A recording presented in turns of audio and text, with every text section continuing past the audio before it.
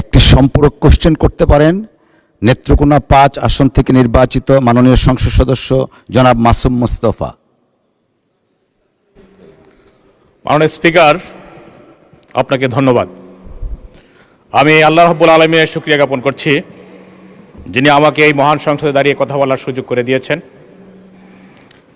পাশাপাশি আমার পূর্বধলার সর্বস্তরের জনগণকে আন্তরিক অভিনন্দন জানাচ্ছি। মাননীয় স্পিকার, আসনের দিক থেকে আমি আপনার প্রতিবেশী, এই হিসাবে প্রতিবেশীর হক অনেক বেশি। আমি অনেকক্ষণ যাবত আশা করতেছি যে আমাকে একটা সুযোগ দিবেন, ভবিষ্যতে আশা করি সেই সুযোগটা আমি পাব। মাননীয় স্পিকার, আমাদের যুব সমাজ এবং ছাত্র সমাজকে মোবাইল আসক্তি এবং মাদকাসক্তি থেকে রক্ষা করার জন্য খেলাধুলার জন্য তাদেরকে স্টেডিয়ামের প্রয়োজন।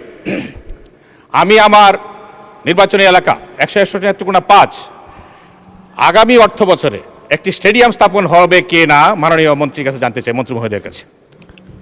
ধন্যবাদ আপনাকে। ধন্যবাদ মাননীয় সদস্য। মাননীয় প্রতিমন্ত্রী মহোদয়। আমরা আসলে স্টেডিয়াম না, অবকাঠামোকে বেশি গুরুত্ব দিচ্ছি না মাননীয় স্পিকার। আমরা গুরুত্ব দিচ্ছি আমাদের খেলোয়াড় একটি সুস্থ জাতি গড়ে তোলার জন্য, আমাদের যুব সমাজ, আমাদের সন্তানরা কিভাবে বেড়ে উঠবে একটি সুস্থ মননশীল মানসিকতার মাধ্যমে, সেটিকে আমরা সর্বোচ্চ গুরুত্ব দিচ্ছি। সো যেহেতু আমাদের 495টি উপজেলায় মাননীয় স্পিকার আমাদের মিনি স্টেডিয়ামের যে পরিকল্পনা এবং কিছু কার্যক্রম আমাদের চলমান রয়েছে, সো আমরা যেটি করছি আমাদের 64টি জেলায় আমরা পর্যায়ক্রমে স্পোর্টস ভিলেজ তৈরি করব। সেখানে ইনডোর সুবিধা সম্পন্ন বিভিন্ন পর্যায়ের আমাদের যে ইনডোর ফ্যাসিলিটিস, যে ইনডোর গেমসগুলো রয়েছে সেখানে তারা খেলতে পারবে। সো আমরা প্রথম অর্থ বছরে আমাদের যেটি পরিকল্পনা রয়েছে সেটি আমরা 10টি, আমাদের যেহেতু বিভাগ রয়েছে 8টি, পাশাপাশি আমরা কুমিল্লা এবং ফরিদপুরকে সাথে রেখে আমরা 10টি স্পোর্টস ভিলেজ আমরা ইনশাল্লাহ প্রথম পর্যায়ে শুরু করব। পর্যায়ক্রমে ইনশাল্লাহ আমরা 64টি জেলায় আমাদের যে স্পোর্টস ভিলেজ রয়েছে সেটা আমরা ইনশাল্লাহ নির্মাণ করব।